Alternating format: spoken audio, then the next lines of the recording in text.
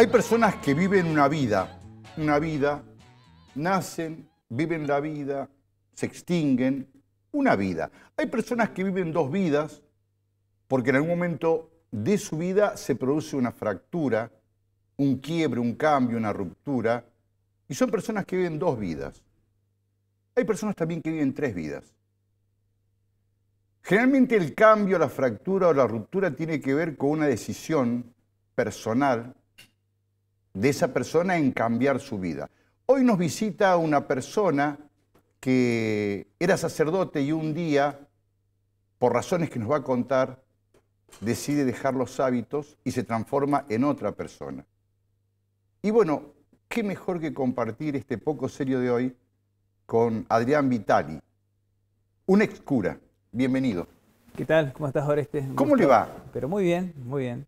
Duro. Muy bien porque el mal no existe. Bien. Duro la ruptura. Y duro el cambio, sobre todo cuando uno viene de una formación, de una institución muy rígida, con mucho proteccionismo. En el que estuvo 10 años. 10 años, sí, que fue la formación del seminario y después 7 años de seminario y 3 años de cura en Villa Libertador, ¿no? Y acá la pregunta es, ¿el amor no pudo con la iglesia o la iglesia no pudo con el amor? Voy a esto, ¿usted decide dejar los hábitos por un amor o ya pensaba dejar los hábitos y después se presenta el amor? No, primero yo creo que el amor sucede, no depende de méritos ni de virtudes, ni uno lo anda buscando, acontece, y uno cuando eso acontece decide qué hace, ¿no? Bueno, a mí me pasó eso. Yo me formé 7 años, estaba convencido, y sigo convencido de mi vocación de servicio. ¿Mantiene su vocación de servicio? Sí, de servicio, y mucha gente te sigue viendo como sacerdote, y por ahí te pide conversar, a veces acompaño cuando me piden algún responso en un velorio, o que los case o que rece por alguna enfermedad. O sea, lo sigo haciendo porque creo que es un servicio y un acompañamiento a la comunidad. Pero no veo que tenga incompatibilidad el amor con la vida pastoral. Pero bueno, es un acto disciplinar hoy en la Iglesia Católica. No lo fue en sus comienzos, porque el celibato no estaba incorporado en la disciplina, sino que los sacerdotes podían ser casados o célibe. No había ninguna dificultad en esas dos posibilidades. Pero bueno, hoy en la iglesia nuestra occidental eso no se permite, en la oriental sí están esas dos opciones. Pero bueno, yo sigo viviendo mi vocación de servicio, siempre vinculado a los temas sociales. Bueno, uno tiene cierta sensibilidad hacia el dolor del otro. No me da lo mismo pasar por alguien que está tirado en la calle, o alguien que sufre, o alguien que te llama. Siempre ¿Y fue difícil la decisión? Fue muy difícil. Te pregunto porque me imagino que debe ser difícil, porque te veo cura de alma, no cura de función o profesión. Sí. Y aparte es un golpe de volantazo a tu propia vida. Sí, lo que pasa es que Alejandra, la que es mi esposa, queda embarazada. Y bueno, frente a ese hecho yo no tuve ninguna duda, digamos, de asumir mi responsabilidad, ¿no? Debe haber sido escandaloso, porque estamos hablando de 30 años atrás. Sí. Claro, me imagino que debe haber sido escandaloso. Ella era de un pueblo, de Tancacha. A ella le fue más duro, siempre le es más duro a la mujer. ¿No? Que el hombre siempre está en la cuestión de machismo, ¿no? Pero a ella le fue muy, muy duro en su pueblo. A mí también, cuando fui a hablar con Prima Testa, me acuerdo, en su escritorio, antes de hablar del tema, saca un sobre papel madera con denuncias que me habían hecho de las homilías. Bueno, en las homilías yo por ahí planteaba situaciones sociales, era la década del 90, un tiempo complicado, donde en los lugares más vulnerables la crisis se vivía con mucha profundidad, pero yo en las homilías intentaba interactuar con la gente, hacerla pensar. Por ejemplo, había una mujer que era separada y estaba enferma de cáncer, vivía sola, y yo le llevaba la comunión todos los días. Entonces le decía a la gente si eso estaba bien o estaba mal. ¿Qué haría Jesús en nuestro lugar? Entonces intentaba hacerlo pensar más allá del acto religioso o legislativo, ¿no? Y bueno, se ve que me grababan esas cosas y después llegaban al obispado. Y cuando Primatesta me preguntó, no tuve ninguna duda en seguir manteniendo eso y que lo seguiría haciendo, porque creo que era un acto profundamente humano, más allá de lo religioso. Acompañar a esa mujer, más allá de llevarle la comunión, ir a estar un rato con ella, charlar, le servía un té por ahí porque estaba sola. Más allá del rol y la función de Primatesta, ¿pensás que te entendió y que aceptó o fue un rechazo plano? No, yo creo que me quiso contener. Él me dijo, mira, hay una posibilidad que puedas seguir siendo cura, te mandamos afuera, a Europa o América, a otro lugar, nosotros nos hacemos cargo de pagar la cuota alimentaria del niño, pero con la condición de que vos no los veas más, ni al niño ni a la mamá. Entonces le dije que yo no me animaba a andar por el mundo sabiendo que tenía un hijo y que no podía decir que yo era el padre. Así que le agradecí, me levanté y me fui. Y cuando salí afuera sentí que se me venía encima toda la intemperie existencial, no sabía qué hacer, ¿no? Entonces yo en ese tiempo, como era cura en Villa Libertador, también acompañaba a los presos en la cárcel y en los institutos de menores. Y ahí me habían dado una beca en los institutos de menores porque yo iba toda la semana, dábamos catequesis, habíamos hecho una experiencia muy linda de intentar ayudar a los chicos, porque la tesis que yo manejaba era que si modificamos el contexto vital de los chicos, se modifica la conducta. Pero si no trabajamos en el lugar donde los chicos salieron y cometieron delito, bueno, iban a volver y iban a hacer lo mismo, digamos, ¿no? Ahí está tu hijo. No, soy yo. Ah, sos vos. Soy yo cuando tenía 2 años. Sos vos hace muchos años. Hace muchos años, dando ahí los primeros pasos. ¿Y volviendo al tema de los presos? Y entonces, cuando voy al instituto, le digo, miren, no voy a poder seguir en el instituto porque dejo de ser cura. Entonces el director me dice, no, pero nosotros, la verdad, dice que no nos afecta, nos interesa que sigas haciendo el trabajo que venís haciendo con los chicos. Bueno, le digo, la verdad que me ayudaría mucho, porque la verdad que económicamente no tengo nada. Y cuando la semana siguiente voy, había llegado una orden del obispado que yo no podía entrar más. Entonces ahí entendí lo que era la intemperie y la institución. De aquel momento yo creo que las cosas ahora han cambiado. Así que ahí decidimos irnos al interior, digamos, como para empezar de nuevo, y fuimos a Río Tercero, todavía estoy ahí. Y ahí plantaste tu vida en Río Tercero. Y ahí en Río Tercero. Escuchame una cosa, te hago una pregunta.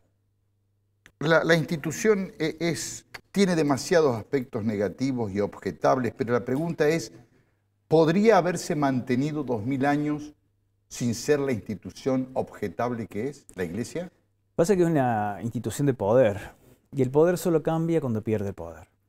Es una institución que no ha perdido el poder, lo sigue ejerciendo aunque la gente no crea, aunque la gente no practique, lo sigue ejerciendo ese poder. Pues es que eso coincido y por eso la respuesta está en la pregunta. Yo creo, siempre me pregunto por qué el poder económico y por qué la búsqueda de la plata de la Iglesia. Porque sin poder económico no existiría como Estado. No existiría como Estado y no existiría con autoridad frente a los poderosos. Porque el poder siempre es económico, siempre es económico. El que tiene poder económico puede tener mayor potenciabilidad bélica, ¿no? Por eso las grandes potencias económicas son grandes potencias militares, digamos, ¿no? Un país que no tenga tantos recursos difícilmente pueda llegar a desarrollarse como potencia. No obstante, estuve investigando, estuve leyendo, el presupuesto anual del Vaticano es muy chiquito. En realidad... Vos sabés que oficialmente es de 250 millones de dólares año. En realidad es así. O es oculto, o está escondido, o no entiendo. Porque es el presupuesto oficial. Eso es lo que está en blanco, digamos. Exacto, lo que vos podés leer. Claro. En realidad es un estado de 820 personas, 822 personas, muy pequeño, pero todos tributan a Roma. O sea, ese dicho, todos los caminos conducen a Roma, es así. Por ejemplo, todas las parroquias tienen que tributar. Por ejemplo, la parroquia de Villa Libertador tributaba al obispado. Hay 3 categorías de acuerdo a la situación económica de cada sector. Entonces cada uno tributa. Villa Libertador tributa al obispado, el obispado tributa a la Conferencia Episcopal Argentina, la Conferencia Episcopal Argentina tributa a la Conferencia Latinoamericana y la Conferencia Latinoamericana tributa a Roma. O sea, es un estado mantenido por el mundo cristiano, digamos, ¿no? Y nadie sabe qué tributa ni cuánto se tributa, digamos, ¿no? Y después, bueno, está el IOR, que es el Banco Vaticano, donde hay donaciones, no sé si las donaciones... El óvulo de San Pedro, por ejemplo, que recauda, estoy metido en el tema, recauda 40 millones de dólares más o menos por año, pero viene en caída. y lo que pasa es que hubo algunos conflictos, se condenó hace poco A toda la cúpula, sí. al arzobispo sí. que El manejaba... primer juicio canónico. canónico. Sí, lo seguí y Bien. Es un tema que me apasiona. Pero también me apasiona el justificativo del celibato. No lo puedo entender. Hoy, en 2024, no puedo creer que la anormalidad de la vida privada de los sacerdotes esté condicionado por el derecho sucesorio. No puedo creerlo. Está dentro del esquema de poder.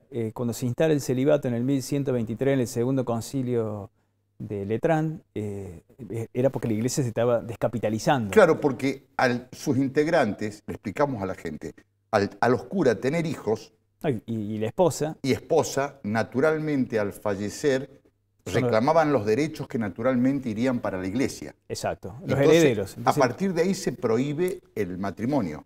se prohíbe el matrimonio de los sacerdotes y todo bien que tiene un cura queda para la iglesia. Queda para la vos no iglesia. podés tener cosas a tu nombre, digamos. Exacto. Tenés que poner el nombre de la iglesia. Pero es increíble porque te cuento un detalle, porque lo estoy siguiendo. Desde el 76 a hoy, la iglesia ha pagado más de 5.000 millones de dólares en juicios por abusos y delitos de orden sexual. Sí, eso es, digamos, son los primeros montos, digamos, ¿no? Exacto. Pero 5.000 millones de dólares contra un presupuesto de 250 anual, te das cuenta que... Lo que pasa es que no paga el Vaticano, Ah, ¿no? pagan las iglesias. Pagan las iglesias. Por ejemplo, varias diócesis de Estados Unidos. Claro, donde la arquidiócesis de explota- Chicago, claro, por que ya ejemplo. tuvo el escándalo en el Sí, sí. 70 y pico. sí. Bueno, tuvieron que vender bienes para poder pagar. Exacto. Había acuerdos, y después están los acuerdos, digamos, privados, que nunca uno sabe en qué monto se pagaron en esos acuerdos privados, ¿no? 5 curas. Este es un libro escrito en conjunto En conjunto éramos 5. con Nicolás Alessio, Lucio Olmos, que Sí. falleció, Horacio, Horacio, Sí. que está Está- vivo sí. ahora, Elvio Alberione, que falleció, y yo. ¿Cómo se juntaron? Contame. Mirá vos, no me acordaba de este libro. En realidad nos veníamos juntando en la parroquia del Quito Mariani, Sí, con el allá gru- en la cripta. la cripta. Nos veníamos juntando con el grupo Angeleri, los ex-cura, y bueno, ahí descubrimos que éramos como 90 ex-cura. Y que tenían problemáticas y... Sí, charlamos un montón de temas y nos descubríamos. Por ejemplo, nosotros en la formación habíamos escuchado de los curas tercermundistas como una cosa antigua, pasada, como si fuese algo prehistórico. Y estaban ahí, por ejemplo, Lucio Olmo había sido cura obrero, Elvio Alberione había participado en el movimiento montonero. Quito falleció siendo cura. Quito falleció, sí. Siendo cura. Siendo cura. Claro. Sí, sí. Si Quito se mantuvo, sí. Sí, Quito sí. Muy crítico, pero se mantuvo. Sí, se mantuvo, sí. se mantuvo. Sí, se mantuvo. Bueno, y ahí surge la idea. En realidad, yo había escrito unos poemas eróticos que se llamaban Sabores Prohibidos y le fui a ver a Jorge Cuadrado para ver si lo podíamos editar y ya hago una introducción de quién era el que escribía esos cuentos, esos poemas eróticos. En realidad, el erotismo yo lo reivindico como algo que a mí me salvó la vida en el seminario, que eran los sueños eróticos, ¿no? En el seminario yo no hice uso de mi sexualidad mientras yo estuve en el seminario. Pero fugabas por la imaginación y fantasía. No, No. era a través de una polución nocturna con un sueño erótico. Una vez al mes yo tenía una polución nocturna. Mirá O sea, el vos. que no hace uso de la sexualidad, la biología sigue funcionando y tiene que salir. Entonces, a través del sueño, Pero mirá qué bárbaro. del erotismo, Sí. eso a mí me salvaba. Te siempre, equilibraba. Me equilibraba. Pero bueno, el erotismo dentro del concepto teológico era un pecado, no Y se vos le podía nombrar. comentás esto a Quito. Los charlamos con Quito varias veces. Y él No, él había decía que era, sí. sí, que era una cuestión biológica, normal, que no era ninguna tragedia griega, Ningún pecado mortal. ningún pecado claro, mortal, sí. pero bueno, eso fue después, pero yo mientras estaba en el seminario lo vivía como un pecado, ¿no? Con culpa, sí, lo con que todo. rezaba, Sí. que estaba ahí, me tocaba esto, ¿no? Sí. Y bueno, como era reincidente, era una vez al mes, uno de mis confesores me dio como penitencia para poder ver cómo resolvía este problema, que me pusiera un silicio es un cinturón con púas en la cintura Sí. para producir dolor. Entonces pensando que al tener dolor físico no puede tener excitación, pero en realidad el problema que yo tenía era cuando dormía, que tenía Bueno, después me di cuenta que como todo seguía igual, que la verdad que la cosa no iba por ahí. Y bueno, me dio mucha vergüenza eso, lo guardé bajo el colchón del seminario, no le comenté a nadie. Pero bueno, es también una mala concepción, creo que la iglesia tiene del del cuerpo. Placer y totalmente, exacto, del placer, del goce. Tiene una concepción muy, yo la llamo muy ignorante. En realidad, vos sabés que yo escribí otro libro que se llama El secreto pontificio de la ley del silencio. Vamos a hablar en el segundo bloque del secreto pontificio. Bien. Sí. Bueno, ahí toco el tema antropológico, después lo claro, desarrollamos. Pero a mí me sorprende la distorsión que hay en esas concepciones de la iglesia, porque pensando, reflexionando y leyendo y hablando con mucha gente, es mucho más fácil liberar la naturalidad que buscar una explicación tan torcida a lo humano, ¿me entendés? Sí. Me parece, no sé dónde está la traba. No, la traba es la justificación del celibato, que no, digamos que no se puede justificar. Que en realidad es el poder, digamos, es cómo mantengo el poder de bienes. Lo mantengo a través del celibato. No se da... Lo que pasa es que yo traté de inducirte o llevarte a algo que te voy a decir ya que no surgió, pero hoy esto. Si pagaste tanto dinero en juicios por delitos de orden sexual, en algún momento la ecuación económica te va a decir, muchacho, para una iglesia que venga, liberemos la obligación de los célibes porque vamos a ahorrar mucho más plata que los juicios que estamos pagando por todas las represiones, desviaciones y traumas sexuales de nuestros clérigos en el mundo entero. Pero ese no es el problema, ¿eh? Porque no es lo mismo tener a un abusador o un pervertido que a un célibe. No es lo mismo. Hay gente que es célibe y no abusa de nadie. Y lo de la ecuación económica, evidentemente, la ecuación le sigue cerrando porque siguen sosteniendo a los curas abusadores dentro del sistema, porque para la iglesia es un pecado. Vos te confesás y seguís dentro del sistema. Sí. O sea, esa es la... Ahora, la ecuación económica, evidentemente, cierra, porque si no, tendrían que haberlos expulsado a todos y no Te entiendo. Yo tenía muchas esperanzas en Francisco, en los cambios que no provocó y ya no va a producir por edad.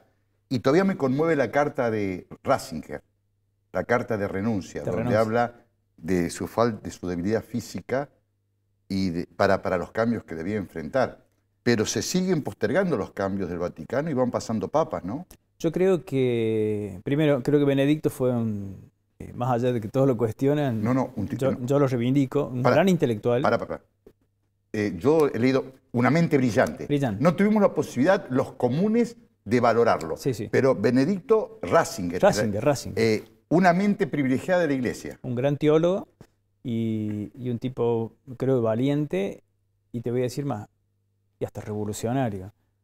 Porque en 500 años no había renunciado ningún papa. Exacto. Y renunciar al poder absoluto, tiene que tener una claridad intelectual tremenda. Lo que pasa es que no tuvimos oportunidad de verlo, y llegó muy viejo al papado. Y aparte, él cumplió un rol con Juan Pablo II muy desgastante. Sí. Él era el que manejaba todo el tema de los abusos. Exacto, aparte la transición, después de un Juan Pablo II tan fuerte, tan potente y de tanto reinado, yo creo que Ratzinger fue la mejor transición. Sí. Fue la mejor. Es más, creo que fue elegido para hacer la transición. No, fue elegido para hacer la transición. Sí, está claro eso. Te voy a decir todo el programa, muchísimas gracias por estar acá. Para mí es un honor hablar con vos. Muchas gracias. A Adrián Vitale, ex cura, hablando de nosotros dos del Vaticano, de la Iglesia, del amor, del celibato y de todo lo que surge en una charla como esta. Esto es Poco Serio, gracias a usted por estar ahí y vamos a la primera tanda de publicidad.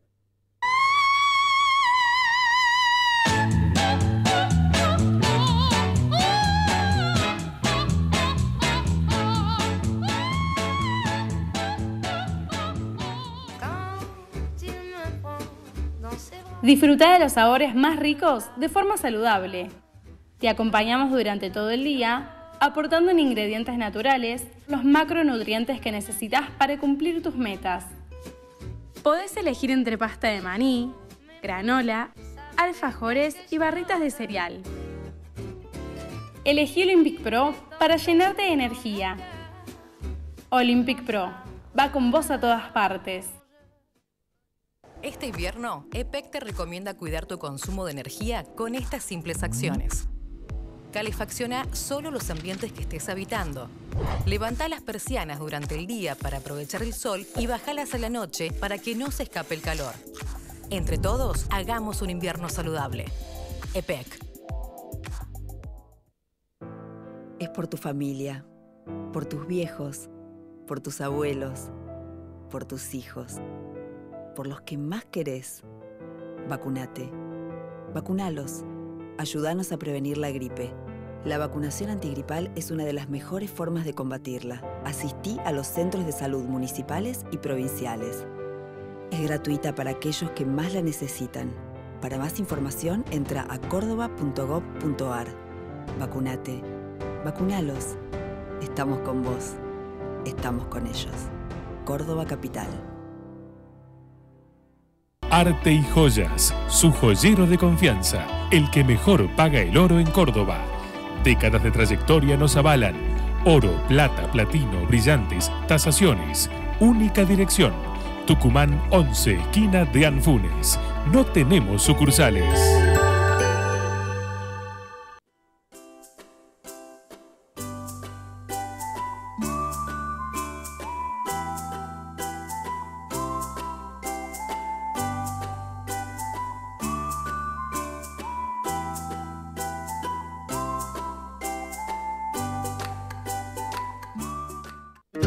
Con tarjeta Dino Mastercard tenés descuentos todos los lunes del mes en indumentaria, deportes, electro, muebles y más. Seguinos en nuestras redes y sé el primero en conocer todas las promos. Con la tarjeta Dino Mastercard, agranda tu mundo.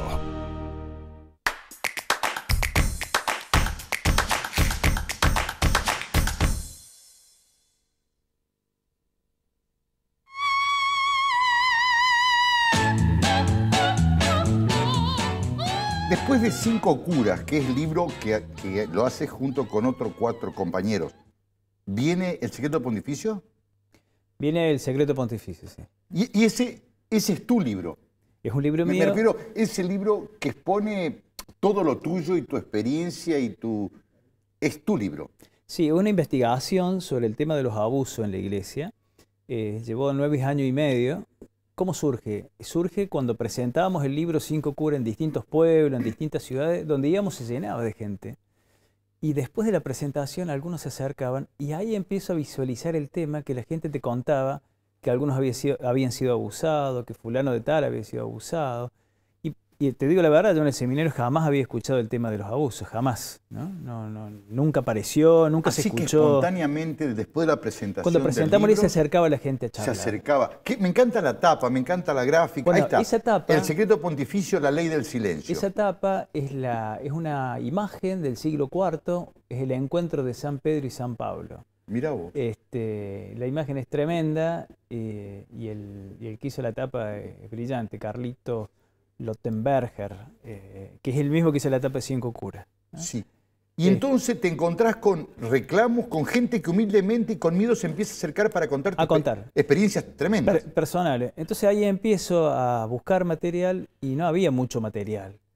Hay muy poco material escrito y empiezo a buscar, a escribir, a escuchar y la verdad no me cerraba la trama. No quería que fuera un libro policial, que como era lo que se había escrito hasta el momento, por ejemplo, de Grassi, ¿no? Llevó al chico a la pieza y ahí abusó. Sí, no quería que fuera eso. Yo quería explicar por qué a las víctimas le había sucedido lo que les sucedió. Eso quería explicar.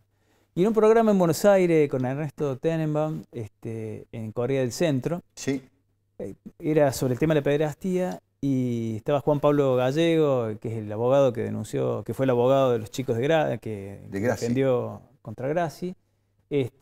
Había otros periodistas más de La Nación, otro escritor, y ahí me cae la ficha, o sea, después de 9 años lo pude ver con claridad, digo, el problema de la pederastía es un problema antropológico, la iglesia tiene un problema con el cuerpo. Entonces ahí me puse a investigar y considero que el cambio de concepción antropológica en la iglesia se da en el siglo IV, en el segundo concilio niceno-constantinopolitano, donde la iglesia permite, a través de San Agustín, la incorporación del pensamiento platónico. Platón, en su concepción del mundo, decía, hay 2 mundos, un mundo de las ideas, un mundo sensible. El mundo de la idea, el mundo perfecto, el mundo sensible y el mundo imperfecto.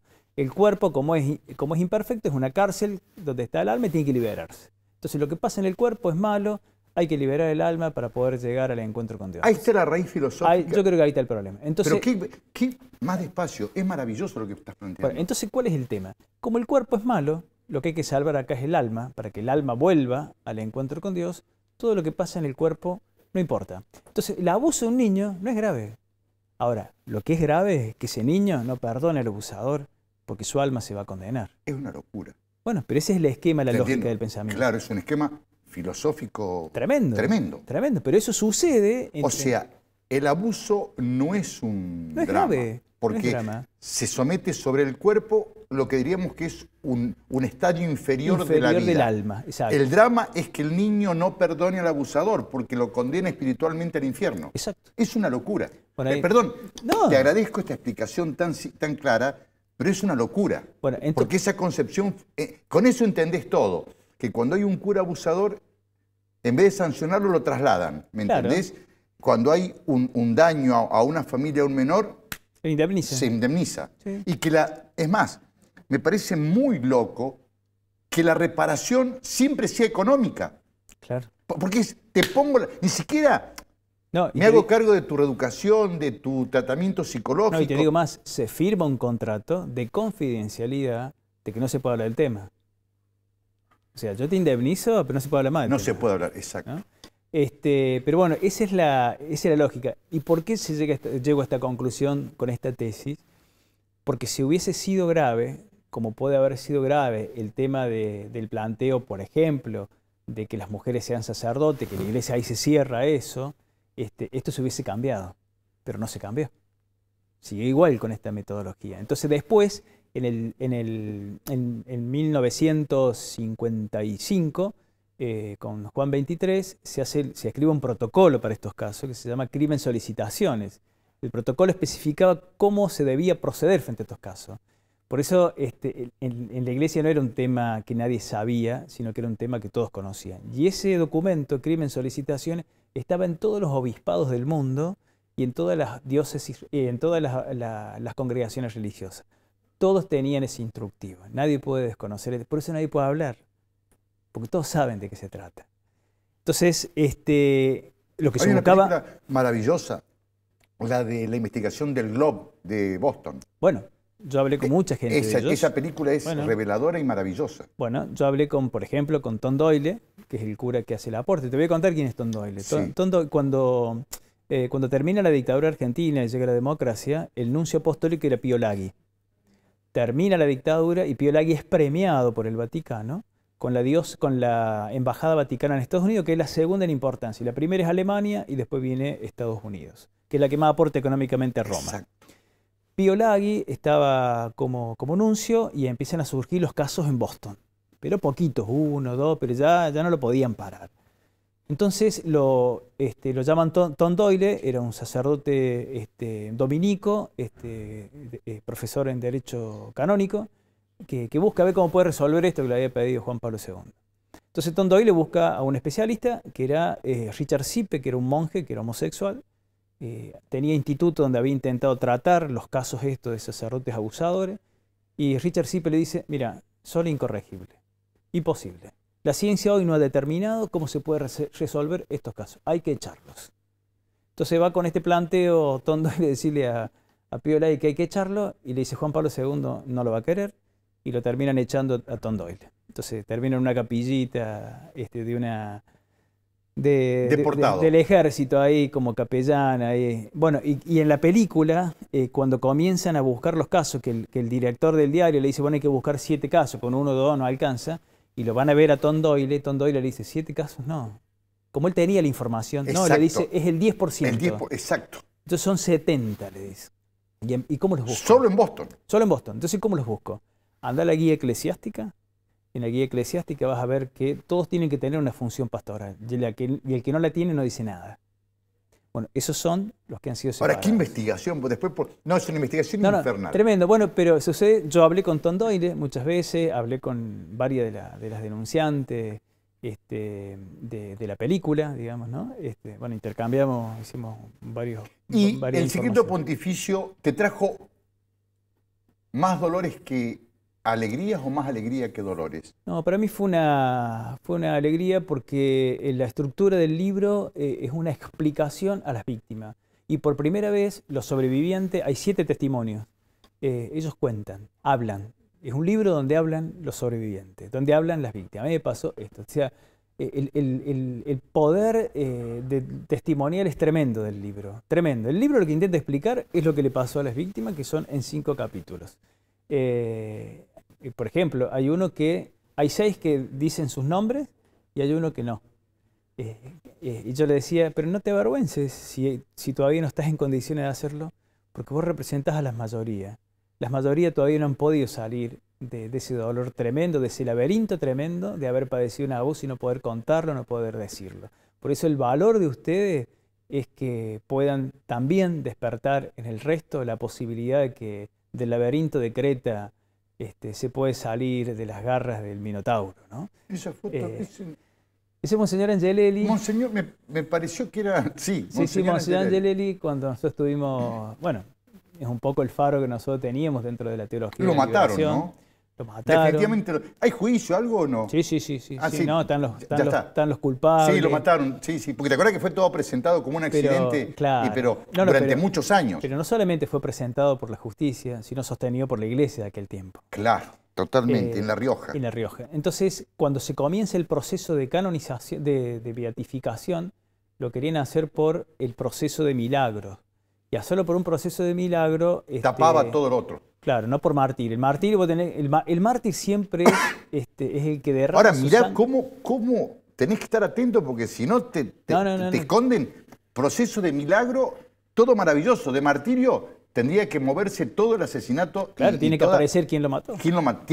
¿Y por qué? ¿Y por qué? Digamos, ¿no? Bueno, creo que lo de Angelelli fue un hombre muy valiente en el sentido de que seguramente ha tenido mucho miedo por las amenazas en aquel tiempo, porque ser, digamos, testigo de la palabra y convencido de lo que él creía no era fácil porque era la soledad más absoluta de los tuyos. Exacto. Porque te habían abandonado los tuyos. Los tuyos. Era la época negra de la dictadura y del proceso militar. A ver, la dictadura tuvo una complicidad también ideológica Totalmente. del Estado, pero te voy a explicar por qué.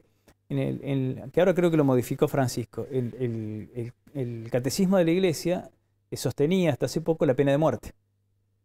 El Vaticano sostenía la pena de muerte. Entonces, pero la justificaba la pena de muerte diciendo la pena de muerte se justifica cuando está en riesgo el bien común. Entonces, ese era el argumento que muchas iglesias apoyaban a las dictaduras de América Latina o de otros lugares, justificando que estaba en riesgo el bien común. Y como el riesgo estaba el bien común estaba en riesgo por el marxismo, que era ateo, entonces se justificaba la eliminación del marxista, del terrorista. Una mentira, también algo espantoso. Sí, espantoso. Bueno, una justificación. Hablar de la muerte...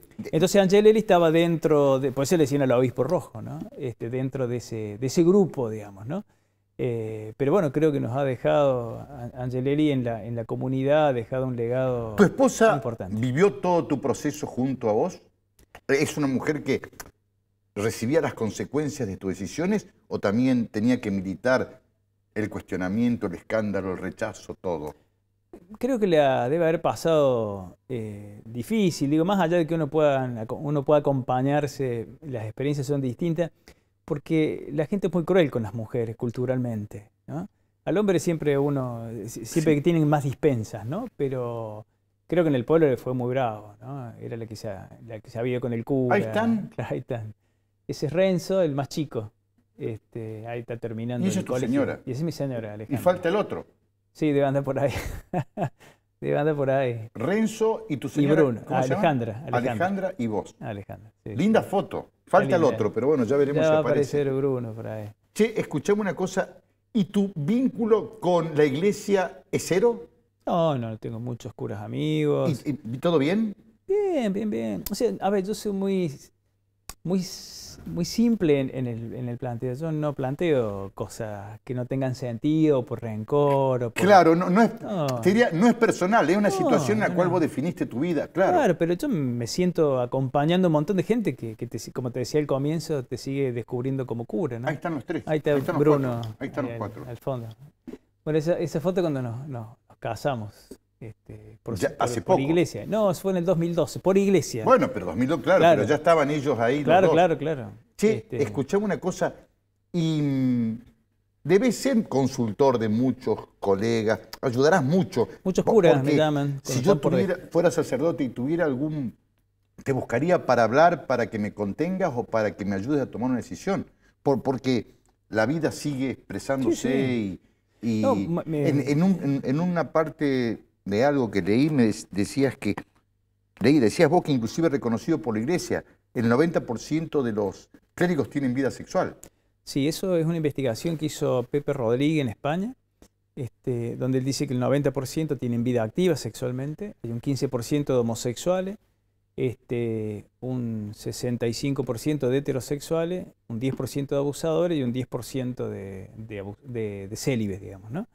Pero la Iglesia sabe de eso, pero como lo considera al uso de la sexualidad un pecado, porque sucede en la carne, vos te confesás y seguís, digamos, ¿no? Por eso digo, la Iglesia en los primeros tiempos... Semejante tándem o búnker de pensamiento en la Iglesia que tiene las mentes más brillantes del mundo, ¿cómo no evolucionan y encastran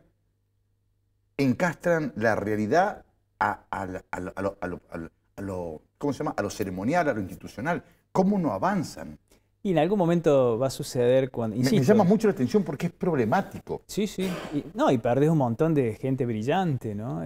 Compañeros, amigos, tipo de una lucidez increíble. Por eso te decía que esperaba que Francisco, por su edad, y después de Ratzinger y de Juan Pablo II, esperaba que realmente Francisco hiciera el cambio que no hizo, realmente no hizo. Mira, yo creo que la historia se vuelve a repetir. Me parece que algunos de los cambios van a venir cuando se produzca nuevamente un cisma, como se produjo en la época de Lutero, ¿no? En Alemania, cuando surge el protestantismo. Alemania ahora está de nuevo en pie de guerra, digamos, en eso. Hay un montón de obispos y sacerdotes que hacen casamientos gays. Que casan a divorciados. Van a la punta siempre, Alemania, siempre a la punta. Y ahora están con el tema de que Francisco creo que había intentado cerrar ahí el avance del tema de las mujeres diaconisas. Que era una experiencia pastoral en los primeros años de la Iglesia. Era un ensayo de incorporar las mujeres al... Sí, pero se cerró también, pero en Alemania eso sigue, digamos, ¿no?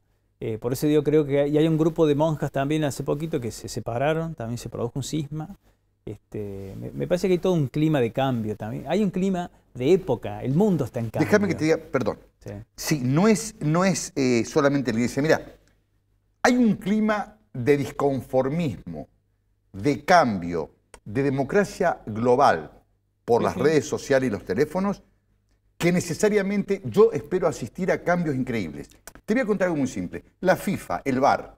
Antes la FIFA decía TAC, Dios. El VAR. Hoy la Liga Inglesa está votando bajar el VAR. O sea, la FIFA, que es como el Vaticano, que es como un Estado, déjense de joder, cambien, escuchen a sus representados o van a perder. Bueno, yo creo que hay algo de eso. El mundo está cuestionando todos los liderazgos.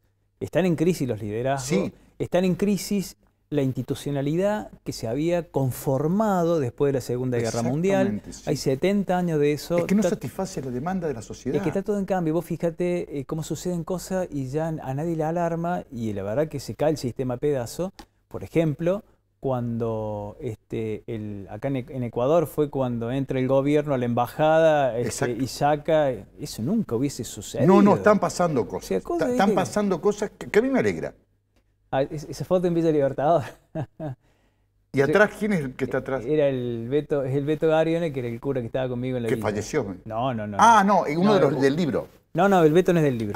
Porque hay un... Alberione, el del libro Alberione. Claro. Elvio Alberione el que falleció. Sí. Esa en la pero villa. No pasa el tiempo para vos, estás bastante igual en toda la foto, ¿eh? Intentamos hacer deporte, mantener. Está muy bien. Sí, me gusta la montaña, así que... Vamos, te vuelvo a agradecer aquí con Adrián Vitali y vamos a la segunda tanda de publicidad. Esto es Poco Serio.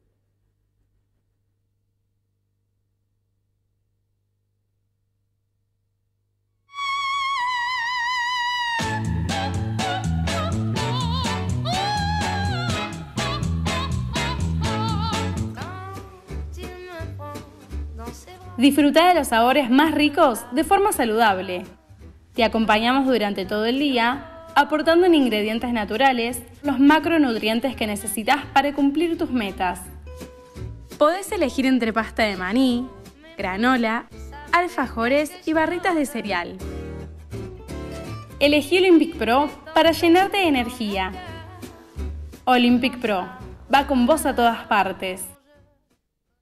Este invierno, EPEC te recomienda cuidar tu consumo de energía con estas simples acciones. Calefacciona solo los ambientes que estés habitando. Levanta las persianas durante el día para aprovechar el sol y bajalas a la noche para que no se escape el calor. Entre todos, hagamos un invierno saludable. EPEC. Es por tu familia, por tus viejos, por tus abuelos, por tus hijos, por los que más querés. Vacunate. Vacunalos. Ayúdanos a prevenir la gripe. La vacunación antigripal es una de las mejores formas de combatirla. Asistí a los centros de salud municipales y provinciales. Es gratuita para aquellos que más la necesitan.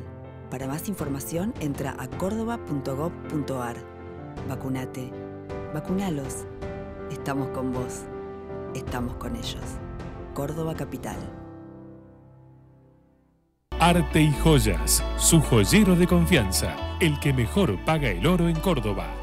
Décadas de trayectoria nos avalan. Oro, plata, platino, brillantes, tasaciones. Única dirección. Tucumán 11, esquina de Anfunes. No tenemos sucursales.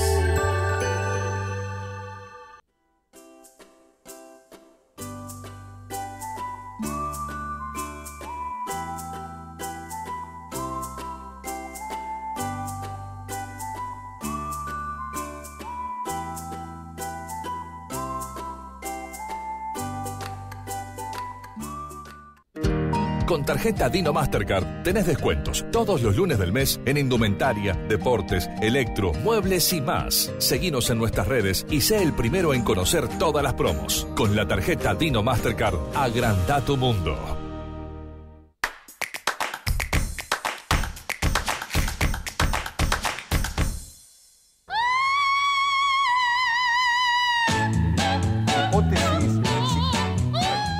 Mi hipótesis es que hay un acuerdo. ¿Por qué? Porque Francisco recibe a Cristina 7 veces. Es algo inédito. Francisco no recibió a ningún Presidente de Estado. por 7 veces. Y hay un momento que para mí es clave. La 5ª vez que ella lo va a ver a Francisco, él la recibe el domingo en Santa Marta. Francisco no tiene agenda oficial los días domingos. No recibió ni recibe nunca a nadie. Y la recibe en Santa Marta y está 4 horas con ella.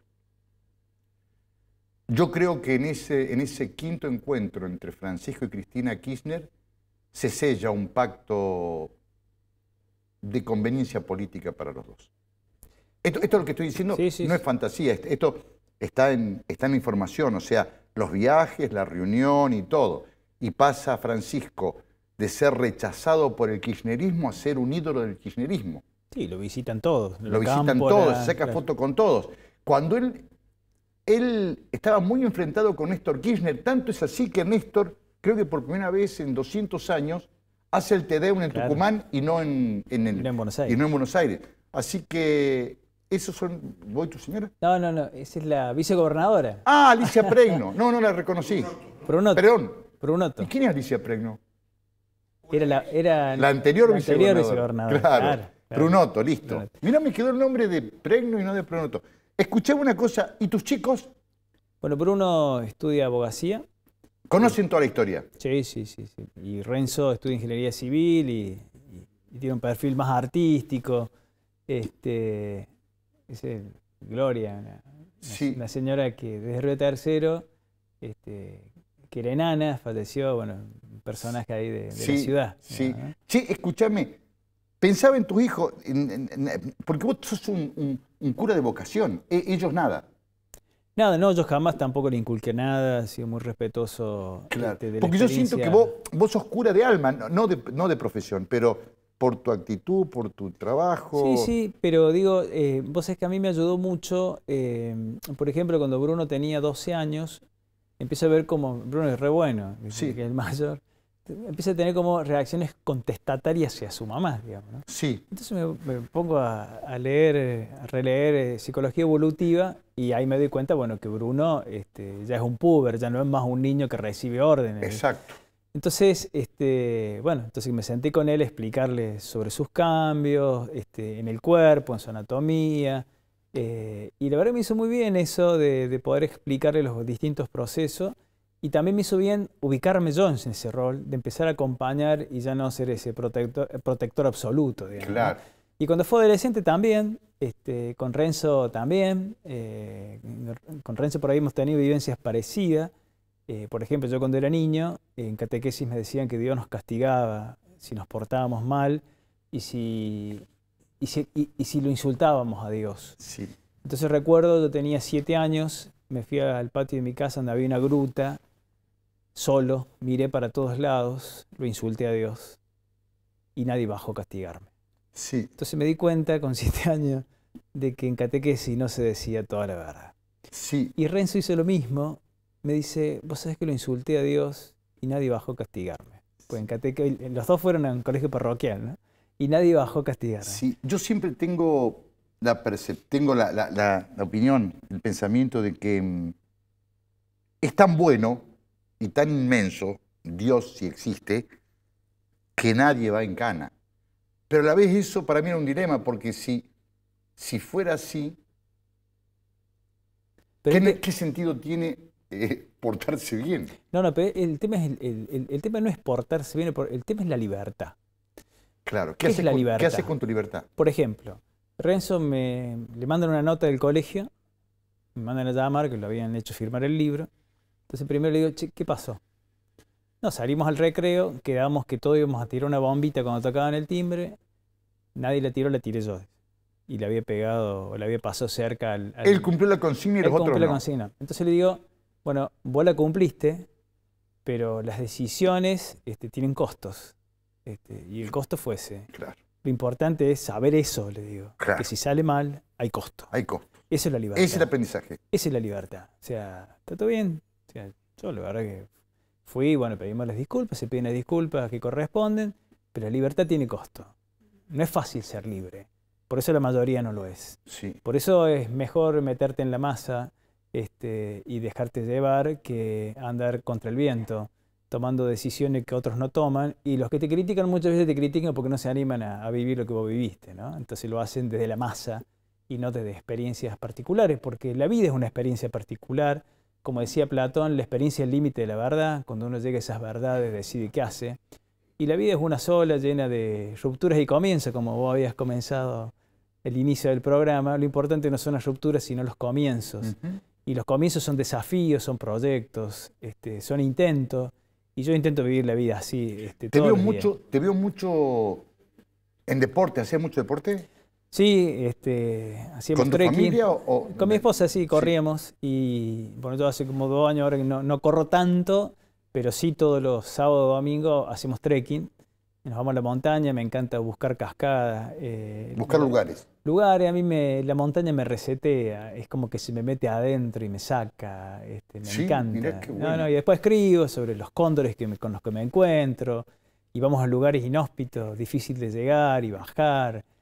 Me gusta meterme a esos lugares de la naturaleza extremos, digamos, ¿no? Cascadas profundas, meterme el agua helada. Sí. Adrián, ¿cuántos años tenés? 56.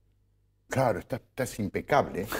No pareces, claro. Dijeron a mí, fuiste cura, nunca agarraste una pala. Sí, perdón, yo te diría, tenés los plásticos todavía encima. No, estás impecable. Bueno, uno intenta... No, pareces mucho, sí, me encanta. Bueno, esa foto es una foto emblemática, es para la beatificación de Angelelli, eso es en Los ¿Quién Llanos. es el del medio?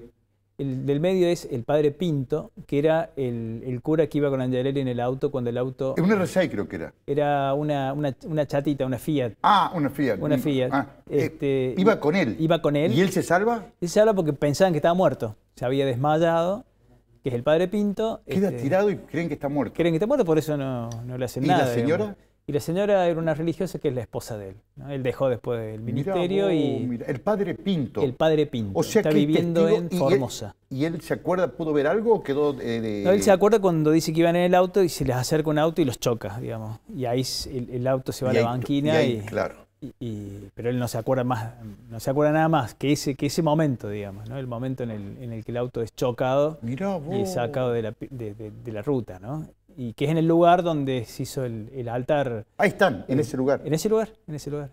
Y el día de Angelelli, que es el 4 de agosto, siempre en la ruta se corta y se hace la celebración. Es importante, religiosa. Se lo ve, yo he pasado. Sí, es una obra, cruz grande. Es una cruz grande. Es más, y todo el mundo te dice, ese es el monumento. Porque más allá del tamaño, es hermoso de que la gente te lo muestra. Sí. No, es que no hay nada en el lugar y te encontrás con eso, digamos, ¿no? Bueno, imagínate cuando ejercía la pastoral Angelelli, realmente en los llanos de La Rioja, ¿no? No había nada, eran los cactus, árboles y lugares secos, ¿no? Pero yo también sé que hace algunos días pensaba, digo, cómo uno se va encontrando en los tramos de la historia con gente que fue parte de la historia. El padre Pinto con Angelelli, la experiencia de haberlo acompañado quizá al Quito Mariani, que fue un tipo emblemático en Córdoba en la iglesia y en sus planteos.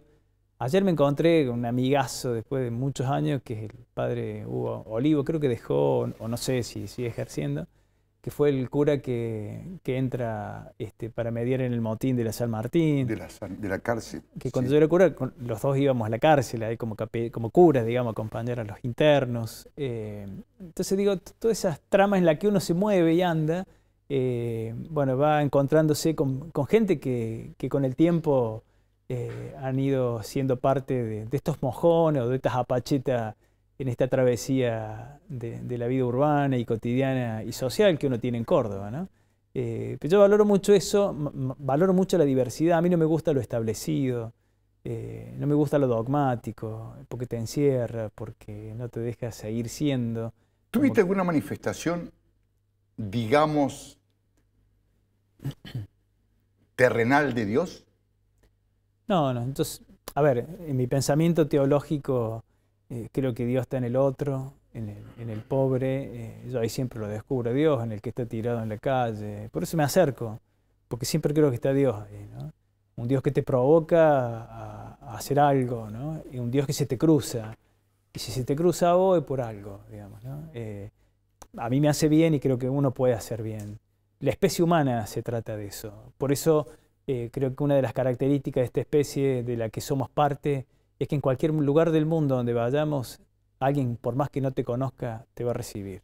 Y creo que eso es lo mágico de la especie nuestra, ¿no? ¿Qué es Córdoba Mata 2019? No, es un programa en la Feria del Libro. Sí. Que me habían invitado a participar, Sí. me acuerdo que era con algún texto, algún poema, pero me parece que yo planteé un texto ahí con el tema de... A mí me gusta mucho el tema antropológico y ando buscando un poco el sentido de la vida en los ayeres de la prehistoria. Por ejemplo, lo que estamos haciendo ahora nosotros hablando, esto no era posible en el hombre primitivo, no había lenguaje. No había lenguaje. No existía. Claro. El lenguaje fue una construcción humana a partir de necesidades. De necesidad, exacto, de contacto. Pero esa necesidad tuvo una modificación biológica y anatómica, que es cuando baja la laringe a la altura de la tráquea y aparece la palabra. Pero cuando aparece la palabra corremos el riesgo de morir ahogado.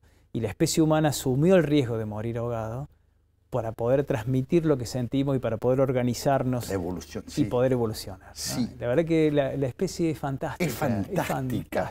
La pulsión por sobrevivir y superar escollos. De cruzar, digo, a ver, los que llegaron a América, cómo llegaron, cómo cruzaron, cuando se fueron a la Siberia rusa, cuando salieron de la sabana africana, cuando encontraron la primer caverna, que creo que ahí nacen las guerras, porque todos no entraban en la caverna.